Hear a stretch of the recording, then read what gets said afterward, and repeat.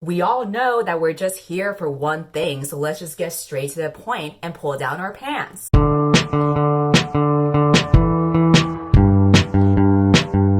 I've seen a couple of tier ranking videos around YouTube. I have never really felt compelled to make one of my own until I came across this tweet by Linda from A Crimson Daisy, who shared their tier ranking of fanfiction tropes. It's basically just relationship tropes or romance tropes in a nutshell, because that's what fanfiction is for. I do think a lot of the tropes that are listed in this tier list are applicable to books in general, especially if you like shipping characters in a book, which is one of my personal favorite things when I read a new book. I love finding a new couple to vicariously live through to make up for my own lack of love life. I'm gonna follow the same format that Linda has. Top tier, heart eyes emoji. These are gonna be the tropes that I just automatically love. Second tier is like it with a thumbs up. I do like it, but maybe I'm not as passionate about it. The middle tier is sure with the shrugging emoji, because why the hell not? The fourth tier is depends on execution, which I do think is applicable for every trope. And then the last one is not my thing. We're not here to kink shame, okay? If I don't like something, it's really just not my thing. I know that may surprise a lot of people, but sometimes people have different personal preferences that have nothing to do with attacking you as a person at all. Who would have thought? And we have a whole bunch of romance tropes here. Since the topic of this video is relationships, I think it would be only fitting for me to plug in the sponsor for today's video, which is a manga called How Do We Relationship that is being produced by MISC. They actually found me from one of my older videos where I talk about my shoujo manga recommendations, because if you don't know,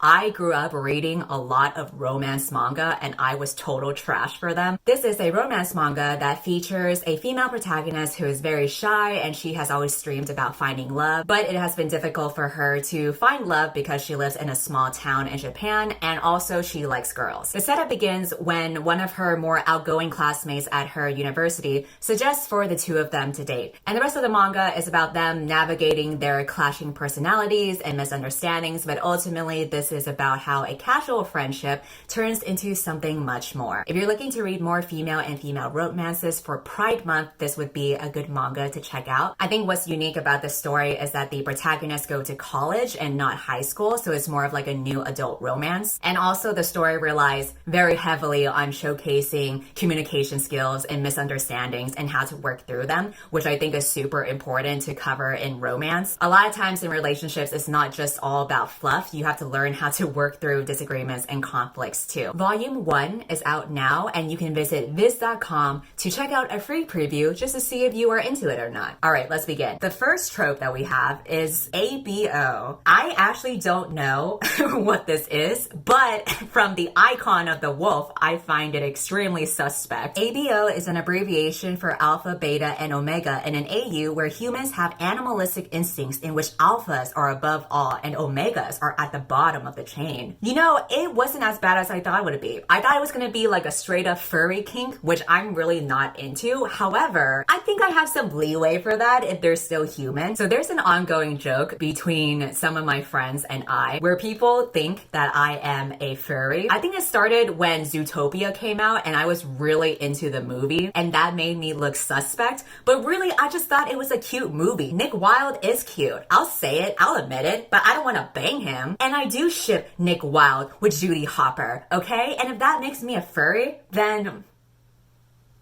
Wolf from Scarlet in the Lunar Chronicles, that was the main reason why I was super into this series. Wolf is my ideal man, okay? And he's not a furry, okay? Because he's technically a human. We're kind of teetering on the line, but we're not quite there yet. I'm not really into the power dynamics of like who's an alpha or who's an omega, but there's just something about a dude that has like animalistic instincts. I'm into it. Moving on, amnesia fic. The trope where one of the characters has amnesia and forgets their love interest. For me, it's all about the yearning, but I'm very particular when it comes to the yearning as well. I don't like it when the girl is yearning for the guy and not the other way around. I prefer it when the guy yearns for the girl. The amnesia trope could be a good segue for that. Like, let's say if the girl forgot her memories about the guy and now he's just like really sad and like a lovesick puppy. I'm kind of into that. But if it was the other way around where he forgot about the girl, I'm not into that because that would make me feel bad. And I don't want want to put myself in the shoes of a girl who is forgotten about, then I could just live my own real life. Or when it comes to same-sex relationships, I would prefer the more masculine character to be yearning for the other character. Because again, this is wish fulfillment for me. The next one is angst. Again, I'm going to put that in depends on execution because angst is very broad. What matters most to me is that the more masculine character is angsty, not the other character. When I try to live vicariously through them, I don't want to be the one angsting. I want the other person to be angsting after me. The next one is arranged marriage. I don't think I'm into arranged marriages because I don't see the appeal in being forced to marry someone if you don't want to be with them. A lot of times when I see this trope being executed, it's usually for two characters who hate each other and then they have to get married to each other, and that's how you force the plot and the romance to happen. But I was never really into relationships where they hate each other at first. I would be curious to see a story that has an arranged marriage where maybe they already liked each other or they were kind of like neutral with each other. For the most part, I've usually just seen arranged marriages in fantasy stories where the king is an asshole and then the peasant girl has to get married to him for some reason. She's like super miserable with him until she learns to love him. I'm not comfortable with that dynamic. The next is baby fic. That is an automatic not my thing. I never wanted kids. I never will have kids. None of this appeals to me whatsoever. Sharing a bed is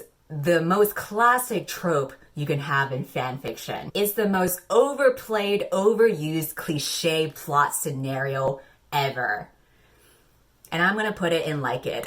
Oh no, the inn that we're staying at got our reservations mixed up and now there's only one bed. What are we gonna do? I guess I'll reluctantly have to sleep with you, but we'll put a pillow barrier between us and nothing romantic will happen. But somehow, some way, we're gonna wake up in the morning in each other's arms and we're gonna be so flustered. So goddamn typical. And I do like it. The next one is bang or die. Bang or die is a fanfiction trope in which the author puts two or more characters into a situation that forces intimacy between them.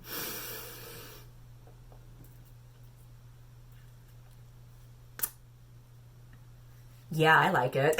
This is like my ideal plot scenario for smut fanfics or smut stories. They're like, fuck, man, I don't want to die. I guess we will have to bang. Damn, I guess we have to bang for the sake of surviving. You can just get straight to the point by throwing them in a life-threatening situation. And those situations are always so ridiculous. It's like some other character that's like putting a gun to their head and they're like, you better bang now or else I'm gonna kill you. The next one is body swap. I'm gonna put that in not my thing. I can see how it can go in the perverted territory, but there are just other ways to be perverted where you don't need to swap with each other's bodies. Like bang or die. Coffee shop AU. I'm gonna put that in like it. There's just something about coffee shops that make you feel so wholesome, which I know is ironic because I was just talking about how I like bang or die. Coffee shop AUs make me think of like a very simple, wholesome time where you're at a cute cafe and the only thing that you want to do every day is to just try your best to make your customers happy. I think it's cute and it's sweet and it makes me feel wholesome. Please disregard everything I just said prior to this moment in this video. College AU, not my thing. I might as well put high school AU in there too. These tropes are basically like if you place the characters in a modern day college or high school setting where they go to school. I'm not into that because I don't give a fuck about school. I don't want to think about school.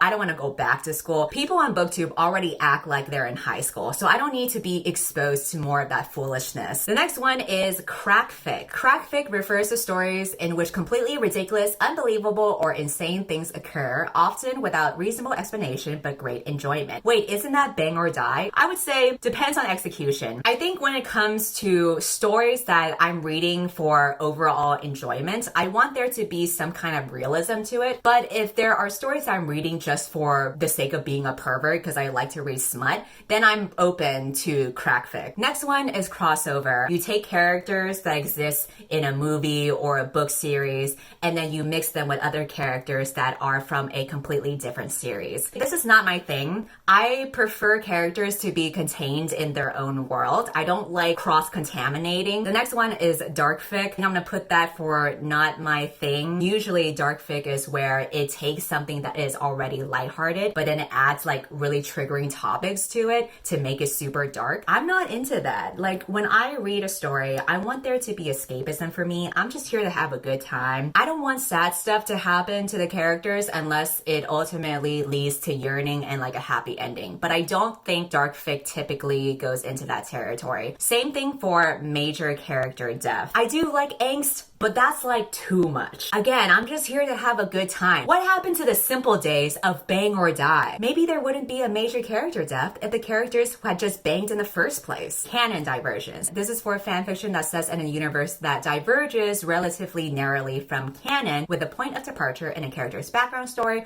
or even during canon. For the most part, I do like things to be contained within canon and within what has actually happened in the story and the universe. But I do think it's also interesting to think about all the alternate paths that the story could take. Typically, when I read books, I like to think about, if I were the writer, how would I have rewritten this instead? Enemies to lovers. Depends on execution. The one couple that I do recall liking for that is the couple from To Kill a Kingdom. But for the most part, I don't really care that much for enemies to lovers. I think the reason why I don't care for it is because that implies that in the beginning, the characters have this hostility towards each other. Maybe I'm just not a hostile person because I'm like, listen, I'm just here to have a good time. Why can't we just bang? Or why can't we just yearn for each other? The next one is established relationship. Sure. I personally find the moment before the two characters get together to be more exciting because I like the chase better than the catch. But I do think established relationships can be good. It's not as exciting though because there's not enough yearning because you have the full confidence that this person loves you back. I want the characters to be slightly uncertain and that's just not possible with an established relationship. But I'm just gonna put sure anyway because I don't hate it. Fairy tale AU. So this is basically a fan fiction or story where they take the characters from an existing book or movie or whatever and they put them in a fairy tale setting. I think I like it because I already like fantasy stories, especially when it comes to romance between two characters. I find it more interesting for them to be in like a fairy tale setting or a fantasy setting as opposed to a modern day setting. There just feels like there's more at stakes when you're in the fantasy world instead of being like Becky and Jake in The Office. When there's fantasy, there's more danger and there's more opportunities for yearning, which is really all that it boils down to. Fake relationship, I'm gonna go with depends on execution. I don't know, I kind of feel like it's overplayed. I was never really into it in the first place. I think that's usually because in the beginning of the story, they don't care for each other in the first place. And it's not until later on that they realize they have feelings. But I am more of a person who prefers couples that already kind of liked each other in the beginning. But it depends on the execution. For example, I really enjoyed The Kiss Quotient, which was basically kind of like a fake relationship anyway. But I enjoyed that one because from the beginning, the guy was already really into her. But if it were a fake relationship from enemies to lovers, then I'm not really into that. I approve of the fake relationship only if the more masculine character was already pining for the other character. That way, that adds like another layer because it's like they genuinely care about this person and so they're able to show that, but they don't think that it's reciprocated because this is supposed to be a fake relationship. That's the kind of stuff I'm more into. Fix-it fic is fan fiction that changes something about canon that the fan writing the fic wasn't happy with. I mean, isn't that the same thing as canon divergence? I guess fix-it fic is like a bigger overhaul for the story. So I'm gonna go with not my thing because even if a story goes down a bad route, that I really disagree that the author did. For some reason, I would rather still keep it within the realm of what happened in the story and the canon. I could be persuaded otherwise. Maybe I just haven't read a good fix-it fic. Then we have fluff. This is very broad. I'm gonna put it in heart eyes because who doesn't love fluff? Fluff is basically any story that just has cutesy, feel-good stuff happening. It doesn't have any angst. It feels very pure. It feels wholesome and it's cute. I like to indulge in that because I am a soft bitch. Friends to lovers. I'm gonna go ahead and put like it. I think that's a great avenue for pining and for yearning. And again, I prefer couples that already like each other in the beginning and already get along. I like it when there are couples that have this foundation built already and have mutual trust, and then building that bridge to a romance, especially if it's a slow burn, is very satisfying to me. Genfic is fan fiction that does not focus specifically on romance or sex. Okay, I'm gonna go ahead and put it as not my thing. Sorry to all the ace people out there, but I am romance trash. If a story has a couple that I ship, I'm pretty much gonna like rate it 4 or 5 stars. Hurt comfort. Yes, I especially like it when the more masculine character has to comfort the other character who is hurt. You know what? Why don't I just put this in the top tier? Cause yeah, it fucking slaps. Historical AU is basically a fanfic where the characters are taken from their original setting and transferred into a historical setting. I fuck with that because I am a boring bitch who likes historical fiction. Historical fiction is where the yearning really peaks. People were so repressed back then that the yearning was at an all-time high. So that gets a thumbs up for me. Huddle for warmth. I mean, what else are you gonna do? You gotta stay warm. You gotta use your body heat. It's just being practical. Humor. I don't think all stories necessarily need to have humor. So it's not necessity for me. I don't mind it either way, so I'm just gonna put it in sure. In Venus Veritas, and in parentheses that says drunken confessions. Oh, that's kind of juicy. Again, I really feel like that depends. I would much prefer for the masculine character to be the one drunkenly confessing. Really, the trend that we're seeing here is I prefer when the more masculine counterpart in the relationship is the more vulnerable one. I'm gonna go ahead and put that in like it. First kiss. I don't really care for that. I don't think first kisses should be such a big deal. I've seen that happen so many times in shoujo manga, and honestly, it really ain't that deep. Also, if it's a first kiss, you probably suck at it. Magic AU. I kind of consider that to be the same thing as fairy tale AU. Is this like superpowers this time? No, I'll put it in depends on execution, because I need more clarity before ranking this any higher. Miscommunication, definitely not my thing. That is the worst thing that you could do when you are depicting a romantic relationship. I get so annoyed with people who have poor communication skills in real life and also in fiction. If you have a problem with someone, or maybe you thought you saw something that has made you upset, then just talk to them like a grown-up. I just don't have time for this foolishness, okay? Because miscommunication is just a barrier to get in the way of fluff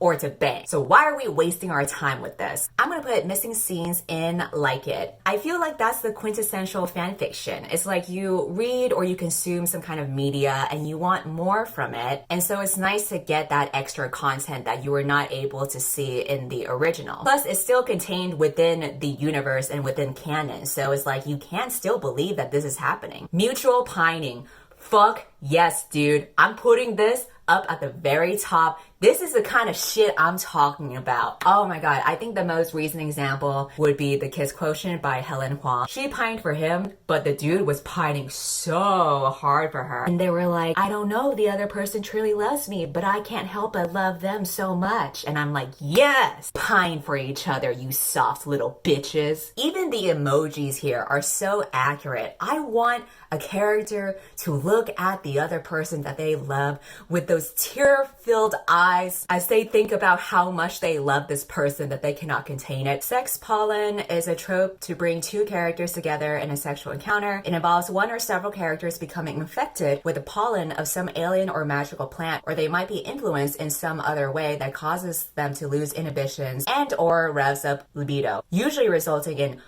non-consensual sex. Ooh, I don't know about that. You had me in the beginning, but if it's non-con, that's kind of too sketchy for me. I don't think sex pollen should necessarily equate to non-consensual sex. I still think it could be hot. It's kind of funny how it's such a very specific reason to force two people to have sex though. Like someone has just been pollinated by some alien thing that causes them to be super horny. We saw that actually in A Court of Thorns and Roses. Hamlin was hopped up on fairy cocaine and he wanted to do it with Feyre against the wall. I'm gonna put this under sure, cause why not? You can't help it when aliens pollinate you to be horny. Who am I to say that this shouldn't be allowed? But it needs to be consensual, okay? That's where I draw the line here. Pregnancy fic. I am gonna put that in not my thing. Again, not interested in babies, not interested in pregnancies. PWP, in other words, porn without plot. Yeah, we should embrace this more often. I hate it when pornos try to have some kind of plot, but it's such like a bad plot, and it's like, why are we wasting our time with this? You know what kind of book series I'm talking about. I don't even have to say it. We all know that we're just here for one thing, so let's just get straight to the point and pull down our pants. Royalty AU. I don't think having the characters become members of royalty necessarily makes the story better, so I'm gonna put that in depends on execution. Slow slow burn. Ooh, I'm gonna put that in heart eyes. There are romances that I have enjoyed that have insta love, like Wolf and Scarlet from the Lunar Chronicles and the main couple from the Kiss Quotient. But I do enjoy a slow burn as well, because I think that amplifies the yearning. It depends on how often the author would give us fluffy moments. Kaz and Inej is so slow that he barely kissed her neck and almost jizzed from it. That's a slow burn right there. Soulmate AU depends on execution, but when it's done well, I do like it, so I don't know where to categorize it as. I'm gonna go ahead and put it in like it. I don't know. I think it's cute when it's done well. I haven't seen a Soulmate AU in a book that I have liked, but I will say that there is a couple in The Good Place, which is a TV show that leans very heavily on the idea of soulmates. It got to the point where I originally didn't care for this particular couple in the beginning, but then they really kept on hammering down on the whole soulmate thing that I was like, ah, fuck it. I guess I'll like them after all, because I'm a simple, soft bitch. Now we have time loop. I don't know how I feel about this one, because usually I don't like to diverge from canon. I wouldn't be opposed to it if it was done well, so I'm gonna put it in depends on execution. Love triangle. Ooh, this is hard to categorize. It depends on the gender of the love triangle in question. I am a trash person who likes love triangles when it is two guys and one girl. But if the love triangle was with two women and one guy, I definitely don't like it, because I don't like the idea of women competing for each other. So I'm gonna put it in depends on execution. Unhappy ending. That is not my thing. I prefer endings that are either happy or bittersweet, but I don't want it to be a completely unhappy ending. We already get unhappy endings and lack of closure from real life. We don't need that in fiction too. Unrequited love.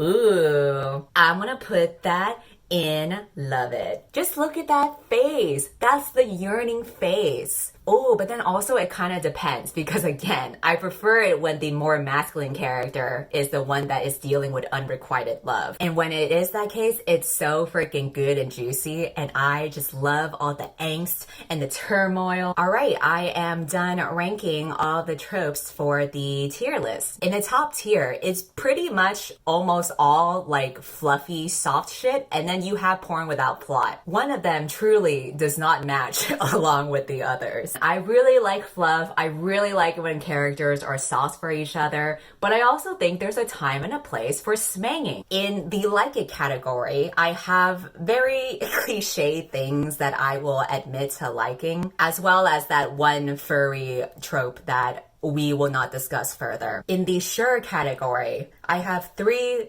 tropes that could not be any more different from each other, and yet I have the same attitude about all of them. Sure.